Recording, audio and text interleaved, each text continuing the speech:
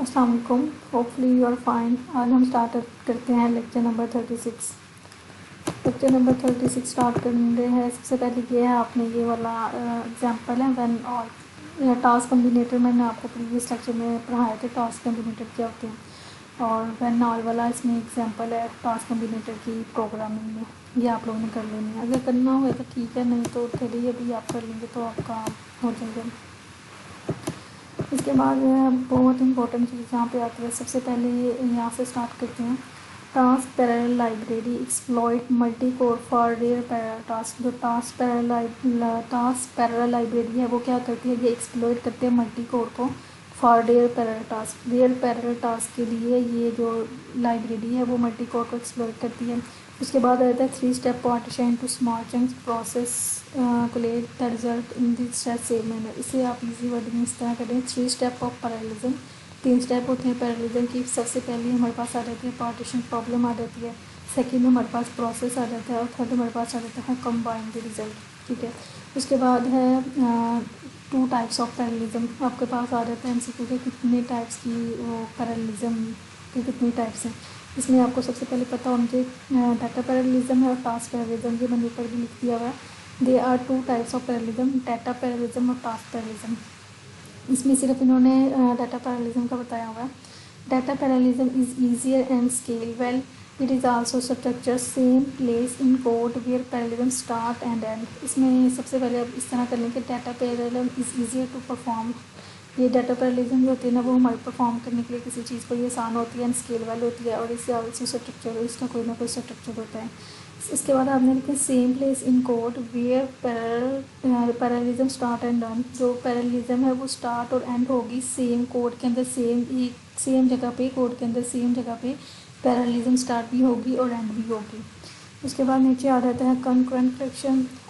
concurrent collection is also useful when you want a thread safe collection। कहते हैं कि जब हमने थ्रेड सेफ कलेक्शन चाहते हैं तो उसके लिए जो है कंकरेंट कलेक्शन जो होती है वो यूज़फुल होती है। इसके बाद आ जाता है हमारे पास static method in parallel class parallel invoke.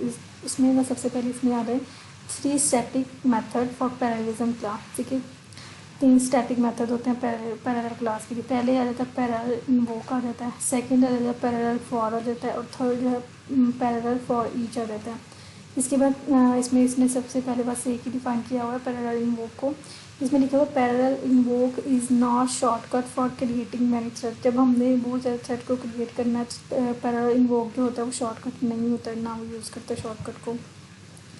इसके बाद आ जाता है task provide as facility of handling cancellation and progressing. जब हमने कहते हैं कि जो टास्क प्रोवाइड करता है हमें फैसिलिटी प्रोवाइड करता है ताकि हम उसे हैंडल भी कर सके और उसकी कैंसिलेशन और उसकी प्रोग्रेस को भी हैंडल कर सके।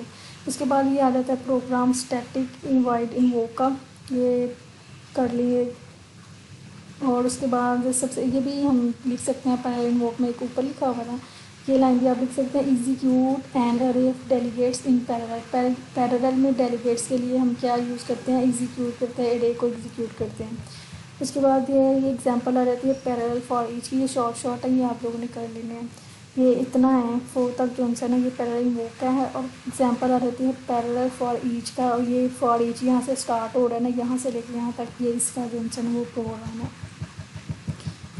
उसके बाद आ जाता है हमारे पास पैरेलल लूप स्टेट। इसमें लिखा तो नहीं हुआ पैरेलल लूप स्टेट, लेकिन ये जो है ना ये पैरेलल लूप स्टेट की ये है। पैरेलल लूप स्टेट क्या होती है, is a thing. Parallel loop state जो है वो चीज़ है which allow break out of the loop. ये हमें अलो करते हैं कि हम जो है लूप को ब्रेक आउट कर सकें। इसके बाद आपने यहाँ से कर लें and using per thread counters. ये हम इसलिए यूज़ करते हैं कि हम thread counters per thread counters के लिए हम इसे यूज़ करते हैं। Loop counters are easy with sequential. ये सिर्फ एमसीक्यू के अगर आपके पास आ जाए। लूप काउंटर जो होते हैं इससे सिक्वेंशियल के लिए ये इजी होते हैं और इसे हम तब यूज़ करते हैं जब ओवरलोडेड वर्जन के लिए। उसके बाद आपके पास ये एक और प्रोग्राम आ गया parallel loop state class and इस मेथड आर। ये पूरा आपने करना है। और इसके बाद ये इम्पोर्टेंट चीज़ है यहाँ पे, सबसे पहले आ जाता है कंकरेंट कलेक्शन। ठीक है, इसमें कंकरेंट कलेक्शन में क्या चीज़ इंक्लूड होती है, करंट स्टैक होते हैं, करंट क्यू होती है, करंट पैक होता है, करंट स्ट्रिंग होती है। ये मैंने ऊपर उसमें लिख दिया हुआ है। कंकरेंट कलेक्शन क्या इंक्लूड होता है, स्टैक, क्यूब, बैग और डिक्शनरी।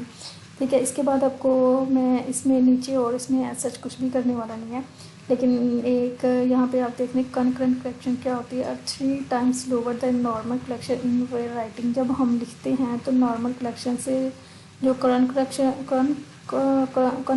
जो होता है वो 3 टाइम्स लोअर होती है, but not in case of reading. जब हम रीड कर रहे होते हैं कोई चीज़ तब नहीं, लेकिन जब हम राइटिंग करनी है तब ये कंकरेंट कलेक्शन 3 टाइम्स लोअर होती है। ये नीचे मैं ये आपको मेंशन भी कर दूँ line, 3 times lower but not in reading. ये सब समझ नहीं आती कि क्या चीज़ है, और ये कंकरेंट कलेक्शन की बात हो रही है। और उसके बाद आप लोग अगर इसमें उससे कुछ करने वाला नहीं है, लेकिन अगर आपने एक दफ़ा इस पैराग्राफ को पढ़ लीजिएगा। और सेकंड ये देख लीजिए स्टैक बैक यू क्या करता है, कब इम्प्लीमेंट होता है, विद लिंक लिस्ट के साथ। ये तब लिंक होता है, लिंक लिस्ट के साथ ये इम्प्लीमेंट होता है, और ये बट लेस एफिशिएंट होता है। और इस लेक्चर में कुछ भी नहीं है। अगर इसके रिलेटेड इस चैप्टर में अगर आपको कोई क्वेश्चन समझ ना आ रही हो तो आप कमेंट बॉक्स में नीचे पूछ लीजिए, और मेरे चैनल को सब्सक्राइब करिए, लाइक करिएगा और शेयर करिएगा। नेक्स्ट लेक्चर के साथ फिर हम आते हैं।